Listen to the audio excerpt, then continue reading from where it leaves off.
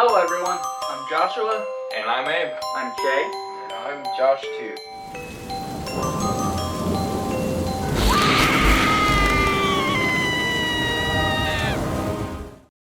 Hello everyone, Joshua Myers here.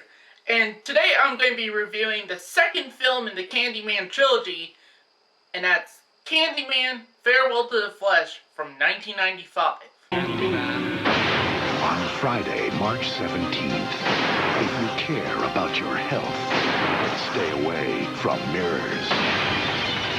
Candyman, Farewell to the Flesh, rated R. Candyman, Farewell to the Flesh stars Tony Todd, Kelly Rowan, Timothy Carhart, Veronica Cartwright, Bill Nunn, and is directed by Bill Condon. The plot of Candyman, Farewell to the Flesh is that Annie Tarrant uncovers the terrifying secrets of her family's past, which link her to the Candyman in a way she'd never dared to imagine. Carelessly repeating his name 5 times, the Candyman makes a horrifying appearance, wreaking mayhem and brutal murder in his wake. Will Annie survive the evil return of the Candyman? Now, before I get on to my positives and negatives, I would like to say that honestly this is the first time I've actually watched any of the sequels to Candyman. If you've seen in my previous review of the first film, which is an old review, it's been almost a year since I did that one. At some point I probably would revisit that review and actually do a brand new review of that original movie. In fact, I may do that at some point because of the fact that, the upcoming Candyman film, which is being produced by Jordan Peele, is coming out soon. So, yeah, I'll probably do that after I review the second and third film. But yeah, I really loved the first movie. I actually really liked it. And to the point where it's actually one of my favorite horror films. It's definitely up there. And I haven't seen the sequels at all. I never really got the chance to see them because of the fact that I had no way of watching them. But because of my Roku device here, I was able to watch Candyman Farewell to the Flesh for free with ads. So, on one of the streaming services. So, yeah, so that was good. I was able to do that. And I've heard some mixed stuff about this movie, actually. I heard some people either really liked it or they didn't like it at all. And I was hearing so many different things about it, and I wanted to check it out for myself. I wanted to give my own thoughts on the movie and everything like that. Just be my own personal opinion. So I wanted to give this one a fair shot. I did know one thing for sure was I felt like it was not going to be as good as the original Candyman. Like the original 1992 film. So let's just get into my positives.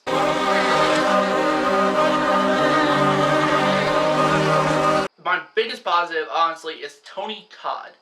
The man, the myth, the legend, the Candyman.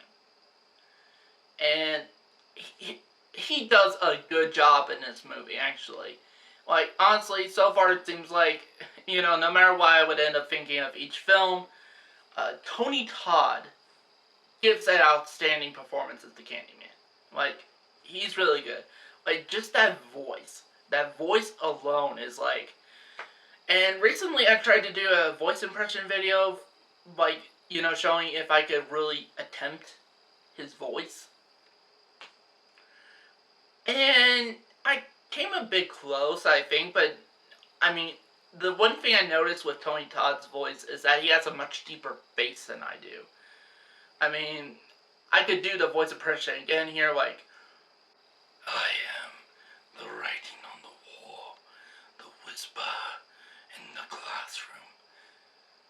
Be my victim. See, there was my voice in that, and it nearly wasn't as big a bass as a Candyman, like as Tony Todd's. Even if I were to, digitally enhance it, which I will show here.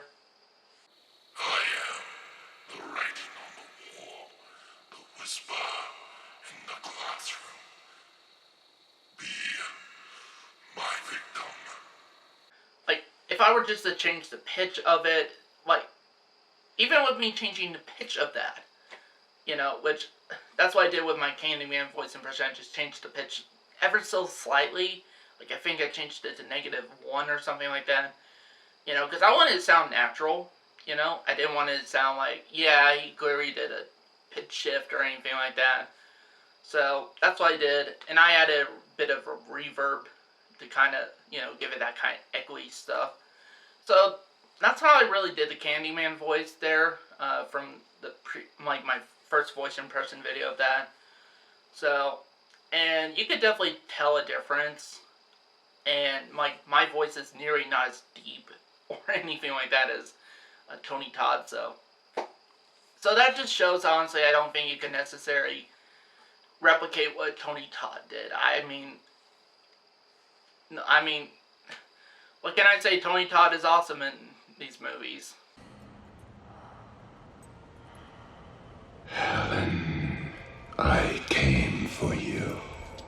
Also, another thing I like about this movie is that they do try to explore more with the legend of Candyman and that. Like, we even get to, know his name before he died and that. Like, what was his real name and everything, which was Daniel Robitaille and that. And apparently, he had a daughter with his kind of secret lover, Caroline. So, and it turns out there's some sort of connected tie between Annie, our main lead, and kind of the Candyman family in a sense. So this movie really focuses on family lineage and, not giving anything away, but, and I find that really interesting.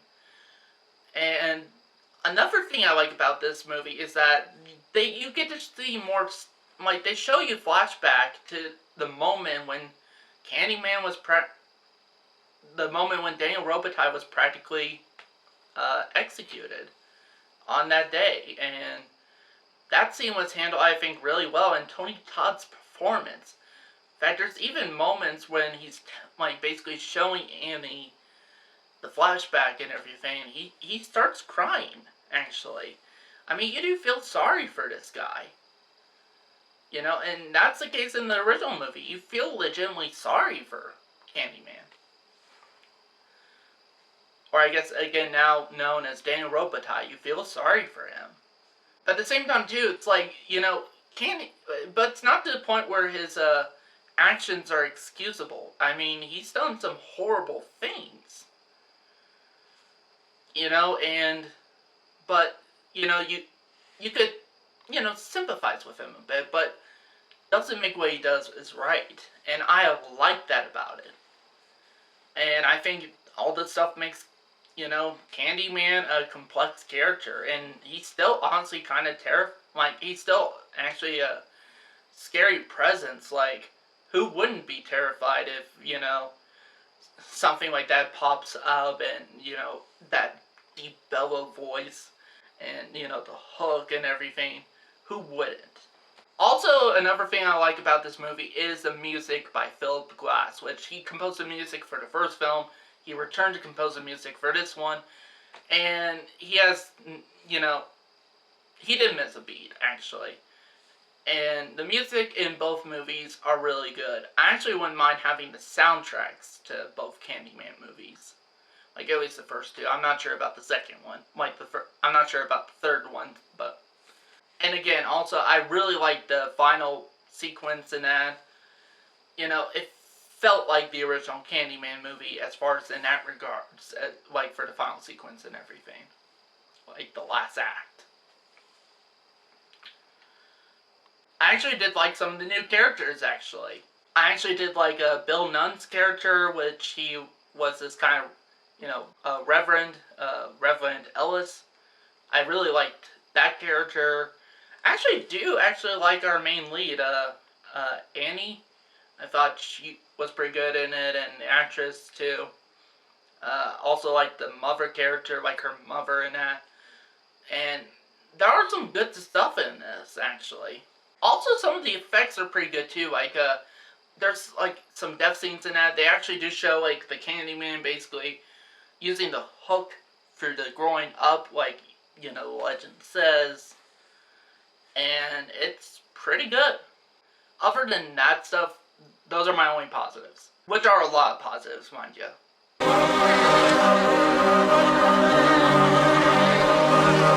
Biggest negative is that they kind of start, this is where you kind of start to see that they're turning Candyman into a slasher, like a generic slasher villain.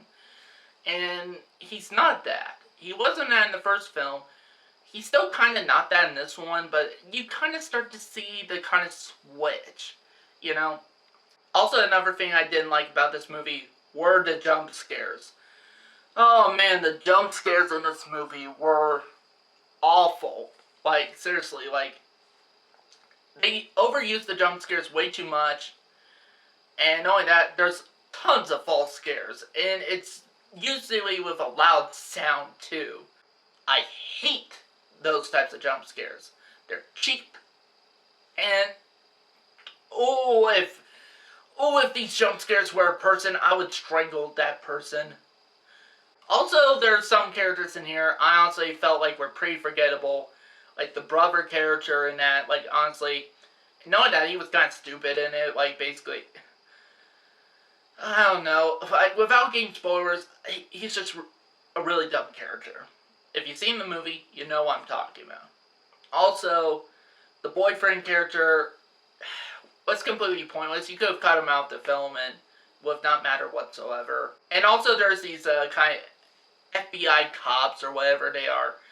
And it's just stereotypical, generic, you know, kind of antagonist. It's like, you know, and sometimes it's overacted too with that. It's like, you have one of the detectives in that who's kind of like a semi-antagonist, and he's like holding the brother character, and he's like trying to get, like, saying, like, trying to say Candyman 5 times in a mirror, and it's so over the top. And honestly, sometimes I have issues with pacing. Sometimes the pacing kind of slows down a bit too much for me.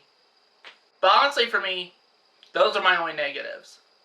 So with that said, I'm going to give Candyman Farewell to the Flesh a 3.5 out of 5 stars. Honestly, for me, you know, again, there are some stuff I legitimately love about this movie. But I do recognize it's not as good as the original Candyman. You know, there was a lot more effort put into the first film than there was in this. But honestly, this film could have ended up being much, much worse. So, yeah, And you know what's one of the things I'm tired of? I'm tired of, you know, the whole Bloody Mary stuff. I'm tired of the whole, you know, because a lot of people believe that stuff is real. And you know what? I'm going to prove they're wrong. Candyman. Candyman. Candyman. Candyman. Be my victim.